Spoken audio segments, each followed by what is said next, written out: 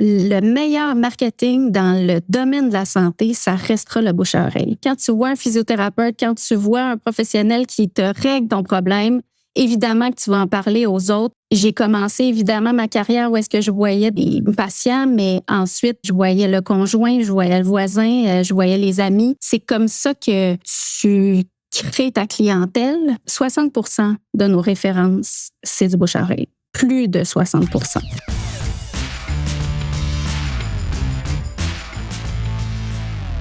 Sophie Bouchard, tu es présidente de Kinatex Sport Physio, une entreprise pionnière fondée il y a 43 ans, comptant aujourd'hui 61 succursales réparties au Québec et en Ontario et plus de 1000 employés. Kinatex a connu une croissance remarquable en multipliant ses cliniques et en diversifiant ses services spécialisés tels que la rééducation périnéale et les soins neurologiques. Sophie, merci beaucoup sur le podcast Hypercroissance aujourd'hui. Plaisir d'être avec toi aujourd'hui. Sophie, je pense que tu as commencé chez Kinatex il y a plus de 25 ans maintenant comme stagiaire en 98. À quoi ressemblait l'entreprise peut-être à ce moment-là et peut-être même tu pourrais nous décrire son évolution? Effectivement, en fait, quand je suis arrivée à cette époque-là, il y avait seulement 4 cliniques Kinatex. Toutes les cliniques étaient situées dans la grande région de Montréal. Joël Cyr, qui était un des fondateurs, était physiothérapeute. Donc, initialement, Joël avait travaillé dans le système public. L'ouverture des cliniques, l'ouverture de ces cliniques vient vraiment de la volonté, je te dirais, d'offrir des soins de qualité aux patients, puis de toujours faire évoluer les expertises pour donner des nouveaux services. Je pense pas qu'il avait jamais pensé que l'entreprise initiale était pour se développer autant. Je te dirais que c'est probablement plus une question de vision, de par son intégrité aussi, d'autres professionnels, d'autres physiothérapeutes qui ont voulu se joindre à lui, puis de créer leur propre clinique avec ces valeurs-là qui les guidaient, je te dirais. Donc, l'objectif initial en termes là, de culture, c'est clair que ça a toujours été les soins aux patients, d'offrir les meilleurs soins aux patients. Et ça, c'est quelque chose qui vous a guidé un peu dans votre croissance à travers le temps. Je pense que c'est même une des raisons qui font en sorte que vous avez eu autant de succès aujourd'hui. Et toi, disons, ton rôle en 98, quand tu regardais un petit peu tout ce qui se déroulait, ton rôle était vraiment comme professionnel, j'imagine, à ce moment-là. C'est-à-dire que tu n'étais pas encore dans le monde des affaires et de vouloir peut-être ultimement avoir des cliniques. Je pense pas que c'était la vision à ce moment-là du tout, là. Non, du tout. En fait, je suis arrivée chez Kinatex en 98 comme stagiaire.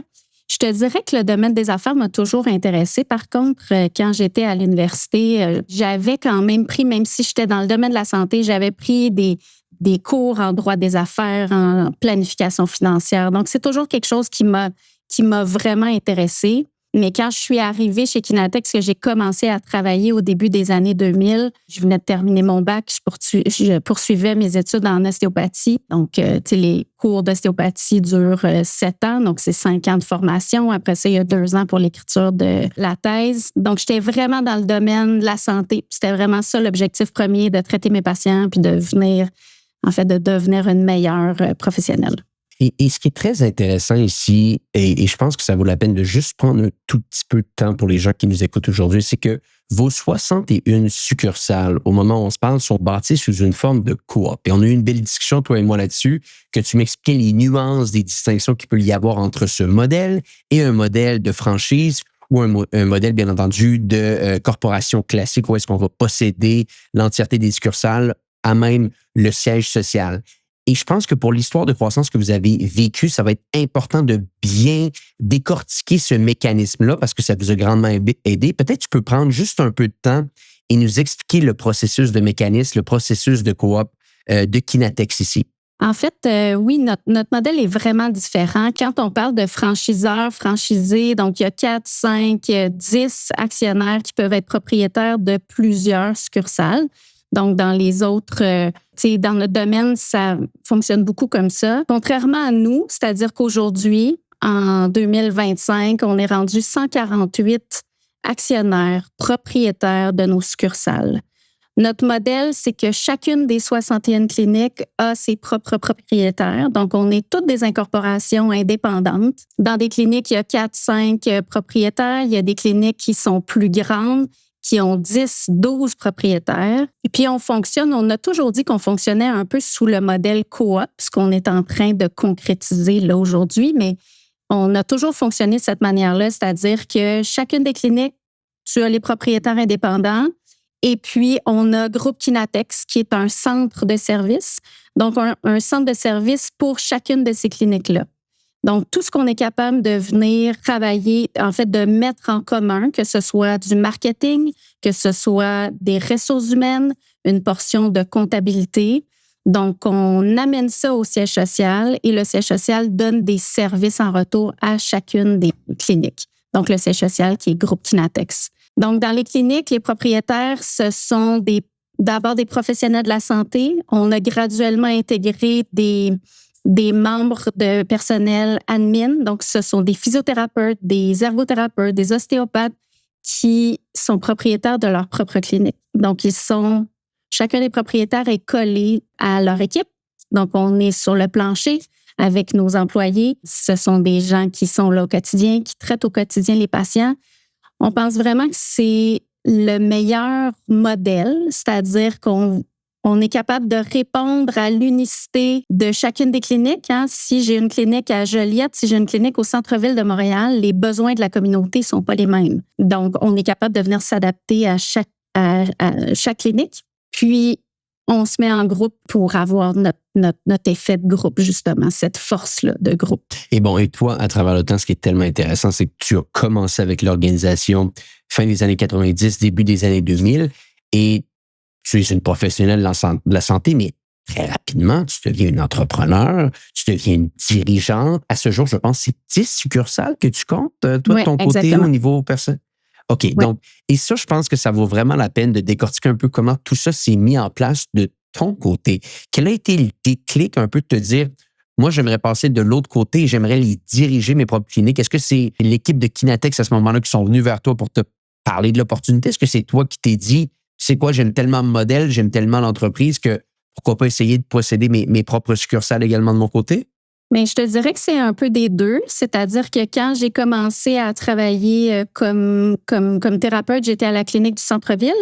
Et puis, un de mes collègues était physiothérapeute. Lui avait l'intérêt d'ouvrir sa propre clinique sur la rive sud de Montréal parce qu'au début, on n'était que sur l'île de Montréal. Donc, ce physiothérapeute-là a décidé d'ouvrir sa clinique sur la rive sud. On est associés maintenant depuis 24 ans.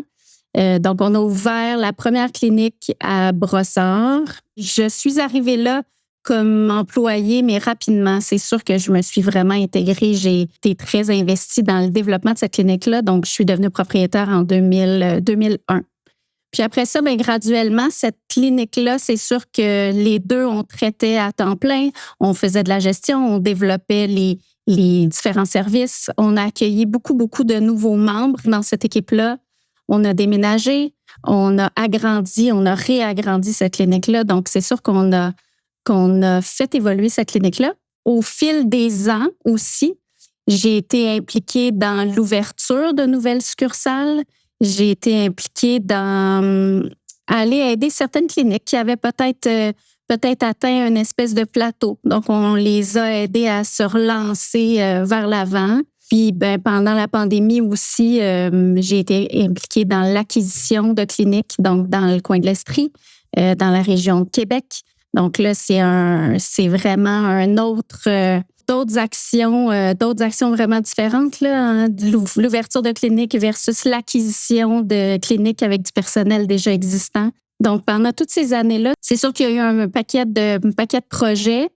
Mais je pense que l'expérience de la première clinique, puis d'avoir justement appris sur le terrain tous les rouages aussi. Je pense que quand on est un entrepreneur, ce qui fait qu'on comprend bien notre business, c'est que on a fait un peu de tout. On a fait de la comptabilité. On s'est ramassé à un moment donné avec une employée qui quittait. Tu te retournes de bord puis tu fais la comptabilité. Il faut vraiment que tu sois capable de toucher à tout. Et quand tu connais ton entreprise aussi en détail, je pense que c'est ce qui fait que d'ouvrir une autre succursale, ça a un succès. Puis faire l'acquisition aussi, ça fonctionne parce qu'on connaît vraiment notre domaine. Absolument, mais moi, j'aimerais bien comprendre parce que c'est bien en ouvrir une, mais là, en ouvrir 10, à un moment donné, il faut qu'on ait trouvé une certaine formule de son côté. Puis par la suite, bien entendu, on parlera de ton rôle de présidente. Où est-ce que tu aides maintenant tes différents partenaires, tes différents collègues chez Kinatex à bien opérer leur propre succursale, à peut-être même en ouvrir certaines d'entre elles. Parle-nous un petit peu de l'évolution à travers le temps. Est-ce que vous aviez une certaine analyse de vous dire, ce marché ici n'est pas desservi, on attaque ce marché? On a de la demande, on reçoit des demandes rentrantes, peut-être même de gens sur place qui nous disent c'est quand vous allez ouvrir une clinique ici. Comment cette évolution de 10, on va le redire aux gens qui nous écoutent, 10 succursales, c'est assez impressionnant, c'est fait à travers le temps? J'ai été propriétaire d'une seule succursale pendant les 12 premières années. Pendant ces années-là, je travaillais comme professionnelle à temps plein. Puis ensuite, c'est sûr que j'ai toujours été très, très impliquée dans le développement de la bannière, dans les projets, dans la mise en place de nouveaux processus, de nouveaux projets. Oui, on a évidemment une analyse de marché qu'on fait constamment, donc parce que dans notre domaine, ça bouge vraiment beaucoup. Mais la manière d'ouvrir les cliniques, je pense que ce qui a fait le succès de Kinatex pour ouvrir les succursales, c'est d'ouvrir une clinique avec des professionnels qui ont une très grande expérience, des professionnels qui ont une très grande expertise. Puis je pense que c'est ça notre succès. Jamais on a décidé d'ouvrir une clinique pour ouvrir une clinique. C'est parce que dans une région, il y avait un professionnel qui travaillait déjà avec nous dans une autre succursale, qui disait, ça faisait quelques années que cette personne-là travaillait avec nous, qui disait, moi, ça m'intéresserait peut-être d'avoir ma succursale à moi, près de chez moi. Donc, c'est un nouveau marché qui était à aller développer. Donc, chacune des cliniques qu'on a ouvertes, c'est fait avec un professionnel qui était là sur place, qui avait, comme je disais, une très grande expérience en tant que physiothérapeute, par exemple, puis qu'on savait que cette nouvelle succursale-là serait un succès parce que ce professionnel-là d'expérience serait capable de faire du mentorat de ces jeunes physiothérapeutes sur place, puis que la qualité serait là. Donc, la manière qu'on a fait progresser la bannière, c'est oui, évidemment, en ayant une connaissance approfondie de notre milieu, des territoires qui étaient à aller chercher, mais ça s'est toujours fait aussi avec un professionnel ou des professionnels en qui on voyait un grand potentiel pour qu'ils deviennent propriétaires de cette clinique-là. Puis je pense que c'est ça, c'est ce qui fait notre réputation, c'est-à-dire que chaque clinique, on a des professionnels d'expérience et d'expertise. Dans le domaine de la santé, on est en constante formation, tout le temps. Ça a toujours été basé sur la formation continue dans nos cliniques. Ce qui est le plus important, c'est la formation continue. C'est de prendre soin de nos patients. Si on prend soin de nos patients puis que la formation continue est adéquate, ça fait en sorte que les patients sont satisfaits, puis ils vont revenir après, puis ils vont en parler aux gens autour d'eux. Donc, la manière que la bannière s'est développée au fil des ans, c'est vraiment ça. C'est vraiment par des gens qui venaient voir Joël, qui disaient « Hey, moi, ça m'intéresserait peut-être d'ouvrir ma propre succursale », mais ça a toujours été dans le choix des professionnels qui ont fait en sorte qu'on a pris autant de territoire. Puis là, on est sur l'île de Montréal, la rive nord, la rive sud, en Estrie, à Sherbrooke, à Québec. Donc, on a grandi dans tous ces territoires-là au fil des ans. Ah, c'est assez exceptionnel. Bon, tu nous parles un peu comment vous attirez des professionnels, des clients. Comment vous les attirez? Tu as parlé de bouche à oreille, mais vous avez sûrement dû trouver une technique à un certain moment donné qui vous donne la possibilité d'être connu autant que vous l'êtes parce que, on le répète, 61 succursales, vous êtes un joueur important dans votre catégorie, voire le plus grand joueur. Quel a été peut-être un petit peu le mécanisme pour vous faire connaître à travers les années? Mais encore une fois, je te dirais, le mécanisme, oui, c'est le bouche à oreille. Le premier, le meilleur marketing dans le domaine de la santé, ça restera le bouche à oreille. Quand tu vois un professionnel, quand tu vois un physiothérapeute, quand tu vois un professionnel qui te règle ton problème, évidemment que tu vas en parler aux autres, puis que tu vas te ramasser avec le collègue, avec le voisin. Moi, j'ai traité pendant 20 ans avant de prendre le poste de présidence il y a 2 ans. Et puis, j'ai commencé évidemment ma carrière où est-ce que je voyais des patients, mais ensuite, je voyais le conjoint, je voyais le voisin, je voyais les amis.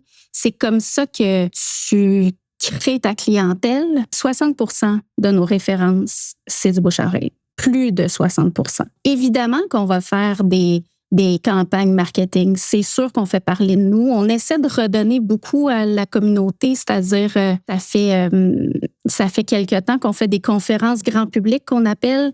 On essaie d'informer les patients, on essaie de leur donner des outils aussi pour s'aider. Donc, il y a des conférences grand public qu'on a mis en place. Au courant du mois de mars, c'était le positionnement vélo. Donc, c'est des conférences que les gens peuvent s'inscrire en ligne. On essaie de donner des informations à nos patients. Il y avait une conférence de vélo au mois de mars, c'est l'arthrose ce mois-ci. Au courant de l'année, on en a 8 conférences. On essaie de donner de l'information à nos patients. C'est sûr que ça fait parler de nous. Puis ces conférences-là, on les met à profit pour des fondations avec lesquelles on travaille, que ce soit la Fondation Charles Bruno, que ce soit les Grands Ballets canadiens. Évidemment qu'il y a plusieurs actions marketing qu'on fait, mais je te dirais évidemment, le meilleur marketing restera le bouche à oreille du client satisfait. Puis on est impliqué dans nos communautés aussi.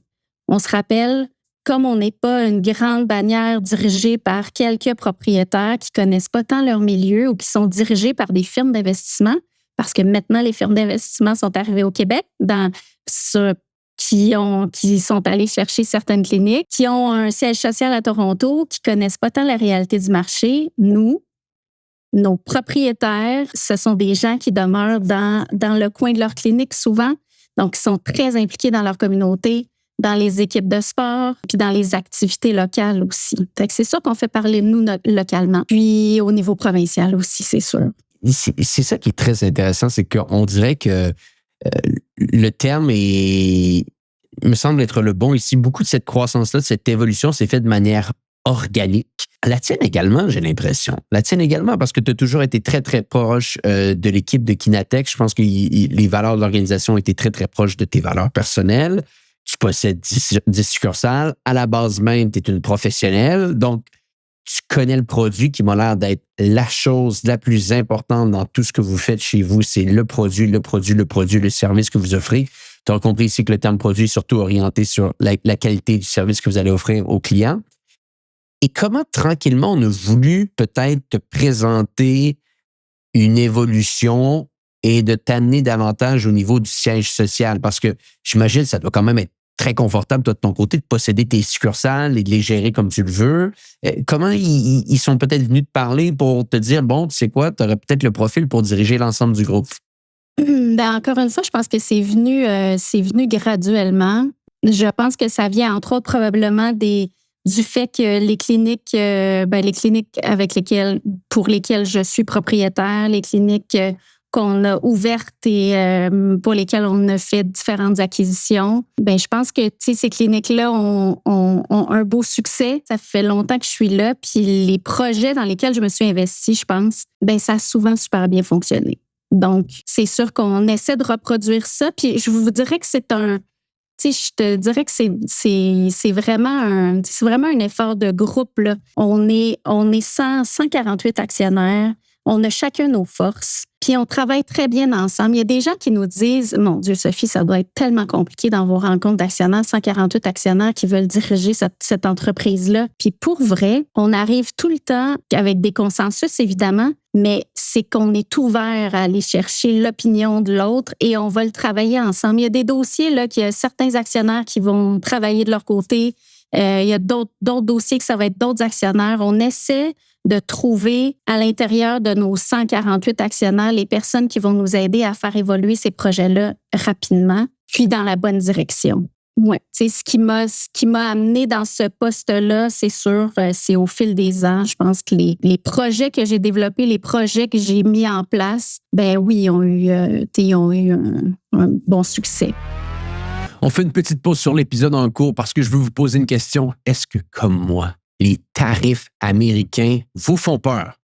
Eh bien oui, les tarifs sont maintenant à nos portes et on doit se retrousser les manches. On doit trouver des façons d'aller générer de la croissance malgré les bâtons qu'on se fait mettre dans les roues. Et c'est pour ça qu'aujourd'hui, je veux vous parler de Hello Darwin. Hello Darwin, c'est une organisation qui vous permet d'aller chercher toutes les subventions dont vous avez le droit. Et vous savez quoi?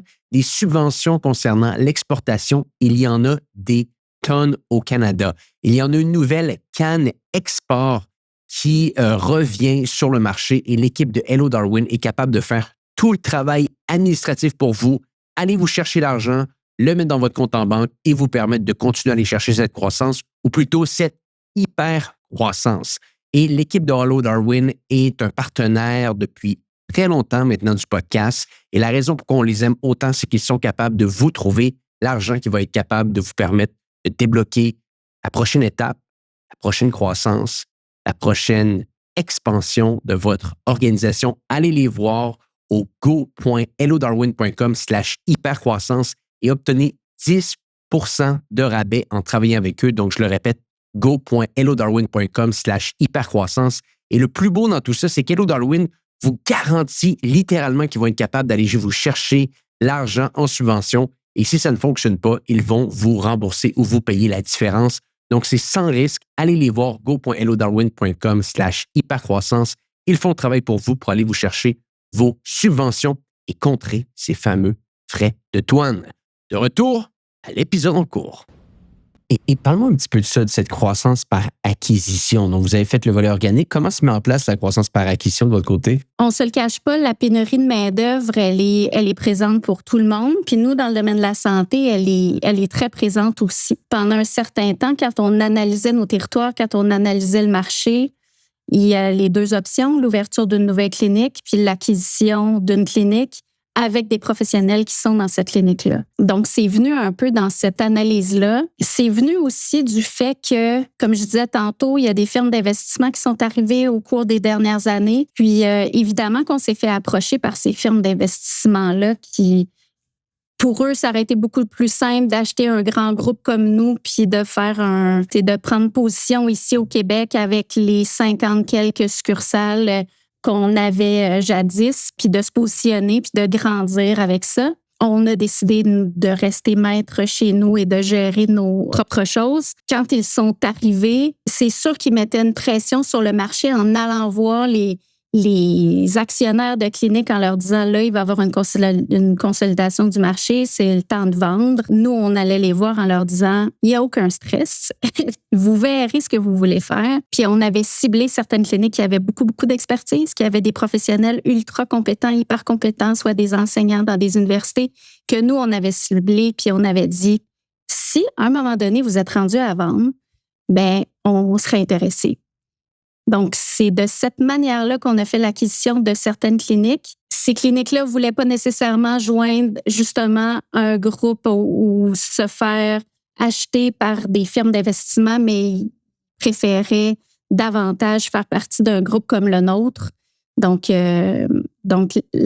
l'acquisition s'est ouverte de cette manière-là. Puis ça a été très, très bénéfique pour nous dans les endroits où est-ce qu'on a fait l'acquisition.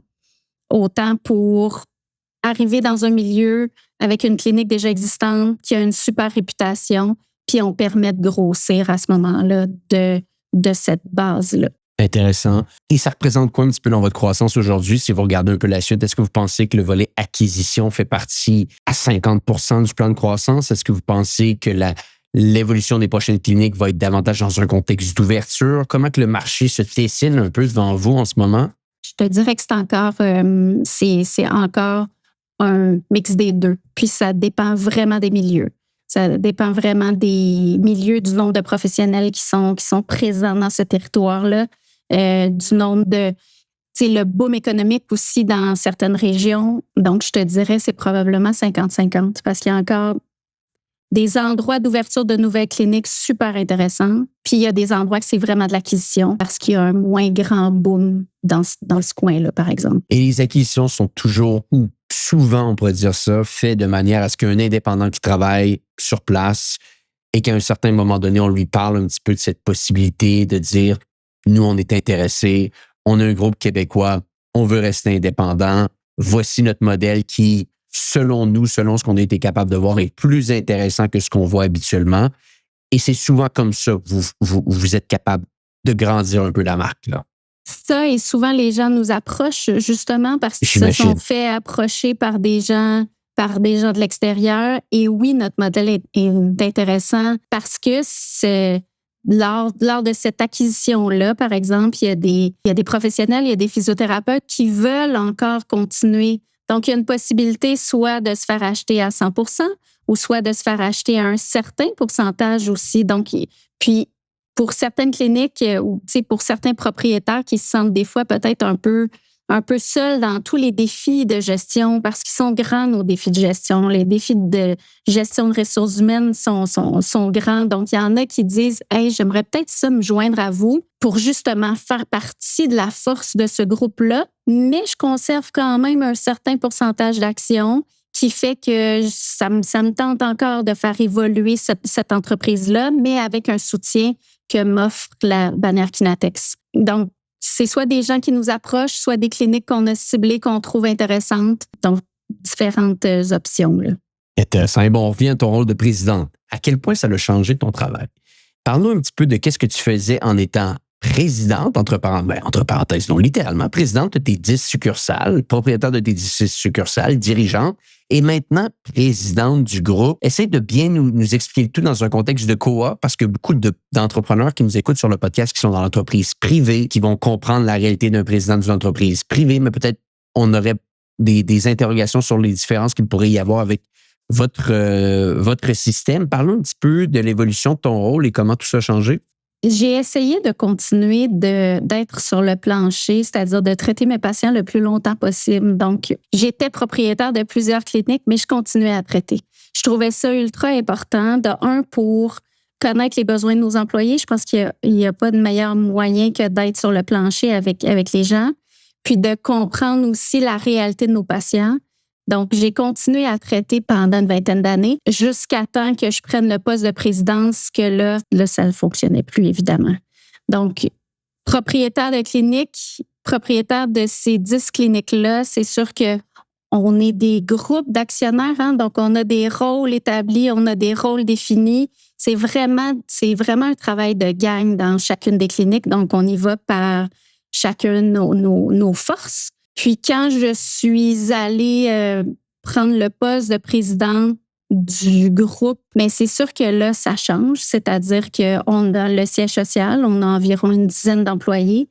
Donc, c'est la gestion de ce siège social-là, les planifications stratégiques, établir quels sont nos axes stratégiques sur lesquels on va travailler. Donc, autant le développement, autant l'aide de chacune des cliniques. Donc, le quotidien, c'est sûr que je reste encore très impliquée dans chacune des 10 cliniques, selon nos rôles respectifs qu'on s'est donnés. Mais c'est sûr que le rôle de présidente, de travailler cette vision-là, puis de mettre en place tous les projets pour l'entièreté des 60 succursales et le développement de cette entreprise-là, c'est sûr que ça touche à vraiment, vraiment plusieurs volets. Si on parlait de coop, on s'est toujours dit un modèle coop, mais on était notre fonctionnement, on est en train vraiment de le changer là actuellement pour devenir une vraie coop. Donc, les 61 cliniques vont devenir membres de cette coop-là. Et ce qu'on veut, c'est que cette évolution-là d'entreprise nous mène à une pérennité de notre entreprise. Tu sais, quand on a pris la décision de ne pas se faire acheter par l'externe, évidemment, c'est ça qui aurait été le plus simple de dire, parce qu'on le voit là, chez les vétérinaires, chez les dentistes, il y a énormément de ce modèle-là qui arrive ici au Québec. C'est des belles entreprises à acheter. C'est des super belles entreprises à acheter. C'est sûr que si on avait choisi la facilité, puis si on avait choisi que le retour sur investissement, ben on aurait fait ça, on aurait été vendu, puis c'est tout. Mais c'est pas ça qu'on voulait. C'est pas ça qu'on voulait pour nos employés. On voulait pas mettre cette pression-là sur nos employés du changement de fonctionnement parce que c'est ça là, qui arrive. C'est sûr que c'est le bénéfice en bout de ligne qui prime. Donc, nous, ce qu'on voulait on a pris la décision de rester maître chez nous, mais on doit s'assurer que ce modèle-là soit pérenne. Les actionnaires qui ont 50, 55 ans, 60 ans, qui voudront prendre leur retraite, évidemment, la première méthode, c'est le reprenariat avec les jeunes actionnaires qui vont racheter leurs actions. Mais ensuite, est-ce que la coop pourra racheter en portions leurs actions? C'est ce modèle-là qu'on est en train de mettre en place. Donc, c'est vraiment une base super solide qu'on est en train de mettre en place puis de créer de la valeur pour nos associés. Comme on disait, on est 148 propriétaires, 148 actionnaires, mais ce qu'on veut, c'est créer de la valeur pour ces 60 cliniques-là, pour ces 148 propriétaires-là. Donc, c'est ça qu'on a sur notre planche à dessin là, présentement. On est en train de voir arriver ce projet-là sur lequel on travaille depuis quand même un bout de temps. Et je me fais un petit peu l'avocat du diable ici. Je serais quand même curieux de comprendre quels sont les dangers un peu que vous aviez vus si vous faisiez acheter. Est-ce que vous sentez, après avoir vu ce qui s'est passé avec d'autres organisations, que ça aurait pu totalement changer la culture, changer le service? Est-ce qu'on a vraiment des informations claires qui démontrent que pour le produit, je reviens un petit peu à ce terme-là, ça aurait pu mettre le tout en danger? Dans un domaine de service comme le nôtre, quand on est avec notre patient, c'est nous, c'est nos mains, c'est du temps. Nous, la position qu'on a prise pendant tout le temps que je suis chez Kinatex, c'est-à-dire qu'on a toujours mis la formation continue de l'avant, puis le service de qualité. Il y a la durée du traitement qu'on a avec notre professionnel de la santé qui est ultra importante. Puis il y a plein de manières de venir couper dans le service que tu vas donner aux patients. Faire de la formation continue avec nos professionnels, c'est un très, très gros investissement qu'on fait chaque année. Que ce soit pour le mentorat à l'interne, que ce soit pour les formations qu'on va leur donner ou qu'ils vont aller chercher à l'externe. Si on veut des professionnels compétents, il y a un très, très grand investissement à faire. Puis oui, c'est sûr que c'est sûr que ce serait facile de prendre des décisions, mettons, de couper certaines de ces dépenses-là. Donc, on le sait, dans d'autres milieux, c'est souvent ce qui est coupé versus ce que nous, on peut offrir comme service. On veut être maître de nos décisions. C'est ce qui va vraiment garder la qualité des soins aux patients puis les expertises qu'on va continuer à venir développer aussi. Et si je comprends bien, habituellement, quand les fameux groupes qu'on les appelle un peu les private equity viennent acheter une chaîne d'entreprises, qui soit dans le domaine vétérinaire, dentiste, dans votre catégorie ou autre, la première chose qu'on va faire, c'est peut-être d'encercler ce que nous, on considère comme une dépense et ce que vous allez considérer comme un investissement. On le coupe le plus rapidement possible pour augmenter le BAYA et tranquillement, on essaye de le faire le plus souvent possible, quitte à avoir un service qui se détériore un petit peu. Et ça, c'est des choses que vous avez vues et c'est des choses que vous vouliez peut-être éviter en allant avec un partenaire externe. Oui, certainement. Puis, tu sais, c'est pour avoir des gens que je connais dans d'autres milieux, justement, dentaires, c'est ça. C'est vraiment à quel point tu vas être capable de faire ta facturation. Les objectifs de facturation que le professionnel aura par mois, c'est sûr qu'on n'est pas dans les mêmes discussions. Puis, tu sais, évidemment qu'on est des cliniques privées, donc il faut que financièrement, ça fasse du sens. Mais si ça devient ton premier intérêt, puis je le comprends pour ces firmes d'investissement-là, mais si c'est le premier objectif, c'est sûr qu'il va avoir un impact sur la qualité de soins, sûr et certain. Ah, puis ça doit tellement être pas un débat au contraire, parce que définitivement, vous êtes des professionnels de la santé, mais ça doit toujours être cette question-là, c'est de se dire, là, vous jouez avec la santé d'un patient, là. C'est-à-dire qu'il peut y avoir des entreprises de services qui vont offrir plusieurs services et qui, à la fin, peuvent peut-être essayer d'ajuster le tir sur certains endroits, puis ça peut impacter un peu le service, mais les résultats risquent d'être sensiblement les mêmes. Quand c'est la santé, c'est le genre d'endroit que tu peux pas couper les coins ronds, là. C'est-à-dire que ça peut être excessivement dangereux. Et ça, peut-être des fois, avec une organisation à l'externe, un private equity à l'externe, des fois, peut-être qu'il n'y a pas cette réalisation-là aussi importante qu'il pourrait y avoir quand on est un professionnel de la santé, littéralement. Je pense que c'est ça aussi. C'est sûr que comme on est des professionnels de la santé, pour nous, le prendre soin est ultra important. On est allé dans ce domaine-là parce qu'on voulait prendre soin des gens, évidemment. C'est sûr que si les propriétaires, si les gestionnaire, ce ne sont que des financiers, c'est sûr qu'ils ne voient pas l'impact en coupant tel élément dans une entreprise de santé comme la nôtre, l'impact que ça peut avoir sur les patients. Ça, c'est sûr et certain. Non, c'est intéressant tout ça. Et bon, c'est quoi la suite? Combien de succursales? Quels sont les endroits géographiques que vous allez attaquer pour la suite? Ben, c'est sûr qu'il y a toujours c'est pas toutes les informations qu'on donne, hein, mais c'est sûr qu'il reste encore qu'il reste des endroits où nous ne sommes pas.